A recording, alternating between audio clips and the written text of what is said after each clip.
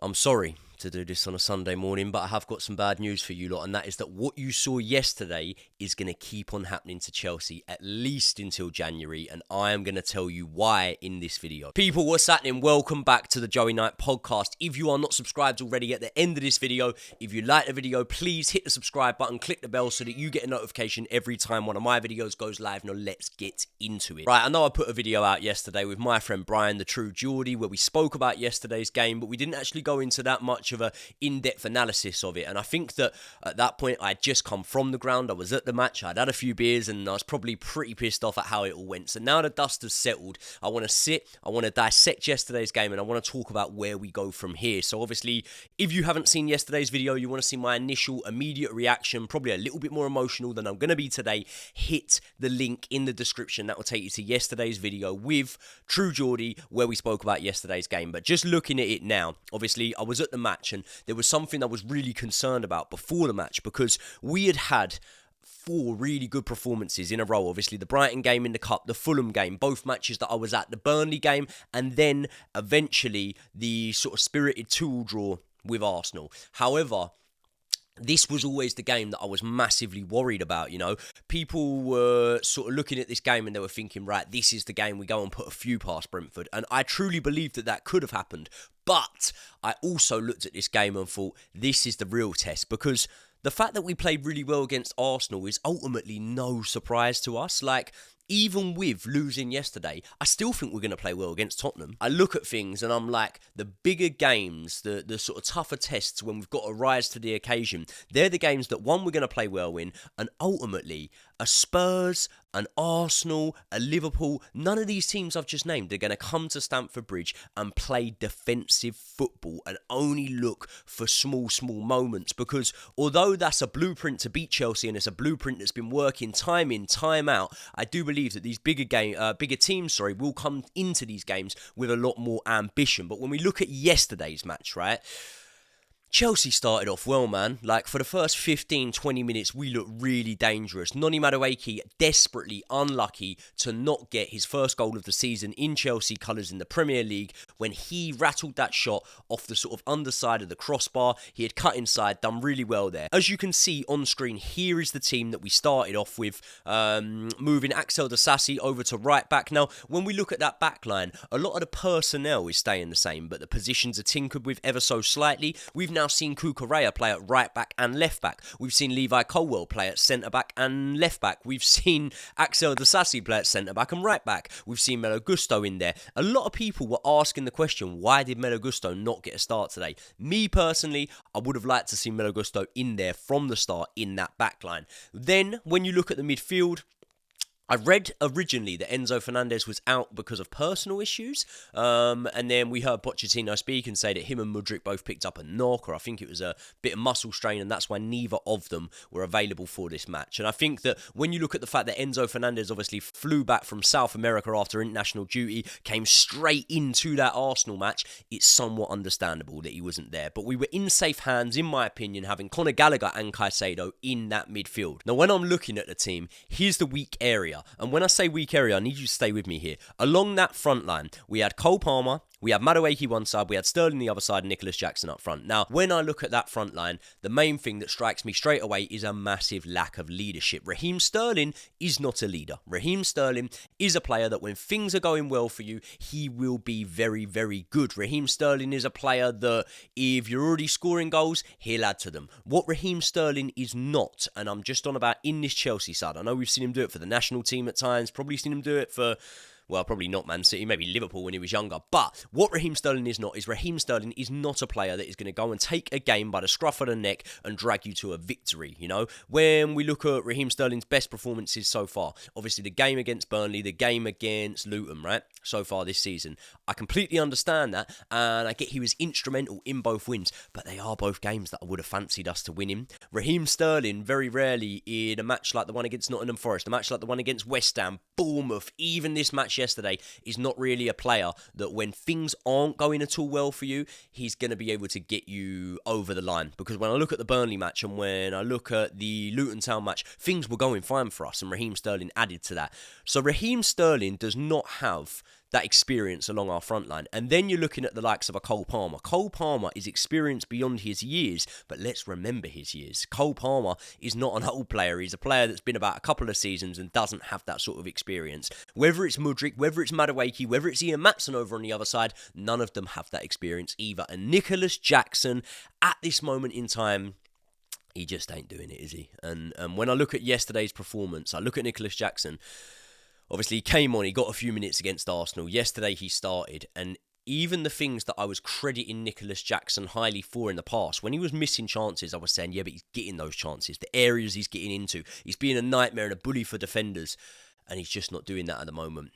He's really, really not doing that at the moment. And the longer he goes without really putting a scoring run of form together, the harder it's going to be for it to start. But anyway, let's look at yesterday's game. Sorry, this video is going to be a little bit all over the place. I've got no prep. I'm off to the kickoff in a couple of hours, and I just need to get this one out for you so I can almost vent and clear my mind. This is like a therapy session between the two of us. So anyway, when we look at yesterday's game, right, when Brentford take the lead, our style of play dramatically changes. So when you look at what we were doing before, we were trying to sort of thread balls through the lines, we were trying to be creative along that front line and create chances. Then all of a sudden, when Brentford take that lead, we very much go into a crossing type team, trying to drill low balls in the box and balls into the box and find someone. Now, unfortunately, we haven't got a target man there able to convert those chances. We saw the best chances of the match that weren't just sort of created out of the blue, like Conor Gallagher's shot and obviously Madueke cutting in, hitting the crossbar. We saw them fall to Kukurea had a couple of chances, I think. I can't really think of all that many more. The problem for me with starting Raheem Sterling over on the left-hand side is Raheem Sterling's delivery is not very good. And actually, when I come to think about it, you know, none of our wingers' delivery is that very good, especially Raheem Sterling over on that left-hand side, because what he can do is he can beat his man, right? But then, if he's on the left-hand side, we know that he doesn't normally beat his man by going out onto his stronger foot. He normally cuts inside, comes on his weaker foot, and then the delivery is just not there. The delivery from Sterling will rarely get past that first man. And then, when you look at the likes of Cole Palmer, it looks a lot of the time like not a lot of those players along that front line are even on Cole Palmer's wavelength. You know, when I speak about like the weight of pass with Cole Palmer before, sometimes Cole Palmer will fizz it to someone. And when he's playing it off the likes, as he has in the past, of Aguero, maybe a Haaland, maybe someone like that along that front line, they're able to quickly receive that ball, control it or move it on.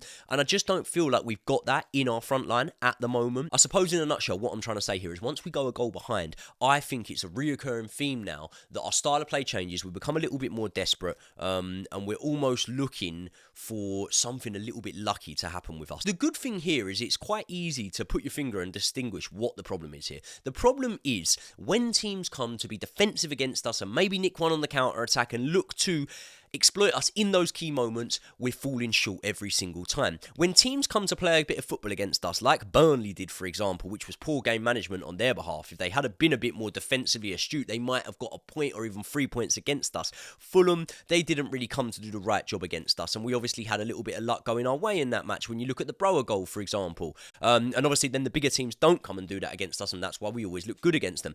But when you've got a Bournemouth, a Nottingham Forest, a Brentford, any of these teams that are happy to sit back, defend against us, limit our chances, and then look to exploit us in the later stages of the game, we're often coming up short. And one of the main things I'd attribute it to, not only the fact we haven't got a goal scorer, but also the maturity in that front line. So when we look at that front line, for me, it's an area that massively needs addressing. Now, we have got the funds to be able to spend in January. I actually do now think that when you look at our net spend and things like that, obviously taking on a shirt sponsor, there's a few other things that I don't actually think we're in massive jeopardy of financial fair play anymore, which did look like it was going to be a factor for us for quite a while. I also think there's more player sales to happen. We know that Pochettino wants a smaller squad. There's players that are probably on the fringes at the moment that will be moved on. So I do believe we're going to have the money to go for someone in January. What I don't really want to do is go for Victor Osimhen. Now, me and Brian spoke about this yesterday, so if you've already caught that, I'm sort of going to be repeating myself here, but strikers from the Italian league don't often translate over to the Premier League very well, and when you look at our club club's history in terms of buying strikers from the Italian league, they haven't often translated over to Chelsea very well, you know. Lukaku, when he came back, didn't really do it. Higuain, Crespo, Morata, Shevchenko being the standout one. A lot of these players were not able to translate over to life at Stamford Bridge very, very well. And what I believe we need here is we need as close to a sure thing as possible. I spoke with Harry Pinero and Culture Cams the other day about the significance of Robin van Persie going to Man United from Arsenal in that season when Fergie won the title back off City. And what they did there is they bought an absolute proven value for money striker who was going to come in and do the job that he was there for. And in modern day football, there aren't really those players anymore. They're in such short demand. However, there is one ready and available, well, I wouldn't say ready, but available right under our nose, and he will be ready by January, and that man is Ivan Toney. Ivan Toney's Premier League goal record last season was ridiculous. He scored, I think it was 20 goals in 33 games, couple of assists in there as well, and what Ivan Toney would be able to do perfectly is complement that front line. Ivan Toney is an absolute sure thing, and I think that he could come into this Chelsea side. Listen, he's going to be fit and available. Like, when you look at the fact that his ban is up in January and he's ready to play again, he's been playing for the Brentford B team for a while, and I've heard that he's been banging goals in for fun for those boys. He's been training for a while now. I think at 27 years old, the profile is absolutely perfect in terms of what we want out of a striker. Now, we've seen this whole policy of, Chelsea don't buy over the age of 25.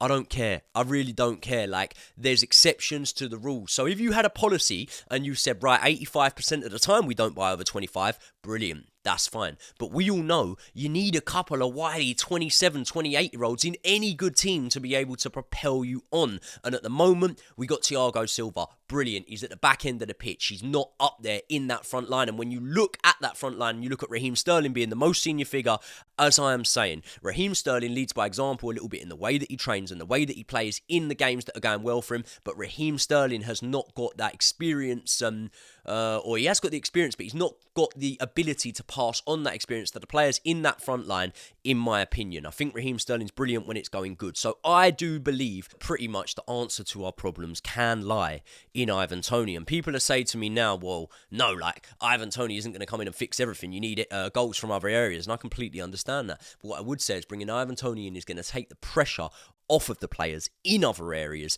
And when Ivan Toney is being relied upon to get a few goals, I can guarantee the players around him will. The other thing here, and we speak about Nicholas Jackson. Nicholas Jackson is not linking up with the front line the way we would have liked him to. We saw bits and pieces of Nicholas Jackson in pre-season linking up with Mudryk, linking up with Nkunku at times, and it looked really good. It looked really cohesive, and it looked like it was going to be something that over the course of this season was going to come to fruition, and it may still. But at the moment, he doesn't look like he has that telepathy with the players along the front line.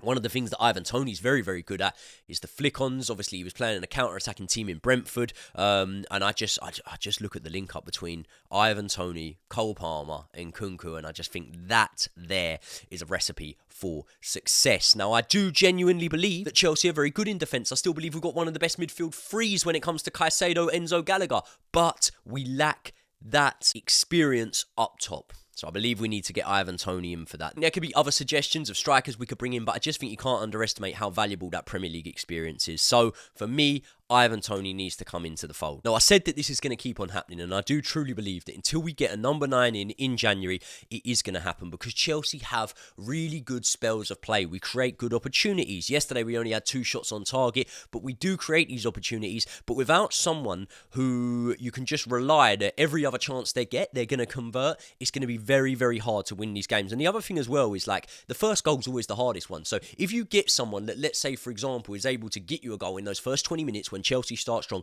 it takes the pressure off for the rest of the match. It forces the other team to chase the game, and when they do that, they'll expand, and then they have something to go for, meaning you're going to have the areas to play into. For me, it is that simple. Bring in a proven number 9 and let Chelsea cook. Because I do honestly believe, coming away from yesterday's game, I look at it and I'm like, mate, we're a really good team. We are a good team. We just got no one to put the ball in the back of the net. And when that carries on, our experience starts to show. You know, we are playing with kids out there. Don't buy into the average age of the squad because Thiago Silva's elevating it massively. We are playing with kids out there. We need a couple of older heads just to be able to sort of see us through these stickier situations and moments and persevere. Now, the good news is this. We're playing Spurs. Obviously, we got Man City coming up, Newcastle coming up, Man United coming up. I'm honestly not at all writing off the opportunity for us to pick up points in those games and pick up a couple of wins in those games. I do genuinely believe we will. Styles make fights, and the way that our team plays stylistically is suited very, very well to playing a big team that are going to attack us. The conversion rate is not great. We're going to need multiple opportunities, but I tell you what, we'll get more opportunities against the Spurs than we maybe would against the Brentford yesterday. That's just how it works. If you simplify it, you could look at that and go, how do you think you're going to get more opportunities against Spurs? We will. Trust me, we will. I've watched us in every single game this season. I've watched us in every single game over the past however many years. And the way that this Chelsea side play is very much blow for blow. If we have a team that are going at us, we're going to look good. We're going to be able to counter-attack them. That midfield three is going to come into things a little bit more. And you look at the way that we completely nullified Arsenal in the middle and cut through them. We will do that against some of the bigger teams. We're going to have more opportunities, which means if we have a little bit of luck go our way, which we can't say it hasn't, you know. Listen, every team hit the woodwork and stuff like that. But when you look at some of our performances so far, obviously Bournemouth, we hit the woodwork twice against. You know, yesterday we hit the woodwork again. So we have had luck go against us. We've also had luck go in our way, like the Mudryk goal. So I'm not complaining about it, but I'm just saying against the bigger teams, we'll have more opportunities. Hopefully a little bit of luck goes our way and we will pull off some wins here. But the bad news for you is we will carry on seeing performances like yesterday, where the teams that come to be defensive are very, very hard to break down if we don't get in a number 9 in January. So Todd, I know you're a massive fan of the channel. You're always watching. Make sure you do that. It's all well and good spending 500 million in the last window and $1 billion overall and whatever, but until you get in a proven goal scorer, not a Nicholas Jackson who's shown moments of brilliance in short spells over in La Liga, not bringing Brower back from injury, who's obviously a young player coming back from a career-threatening injury, even in Kunku coming in from Germany, who I do genuinely believe is going to come into this team, add us some potency and a bit more clinicalness in front of goal. It's not his natural position in number 9. So go out, get Ivan Toney, and I do genuinely believe if you can get him in January, it will push us way up the league come the end of the season. People, let me know your thoughts. This was a ramble and I completely understand that, so I hope you stayed with me because there was no structure to this video, but I just feel like I needed to get this off my chest. You know, me and Brian, we spoke about it yesterday, but I didn't really go in depth with things, so let me know your thoughts. I will be on the kickoff live from I think 3:30 p.m. today for the Manchester derby, so make sure you're there, get in the comments, show it some love, and I will see you all in the next one.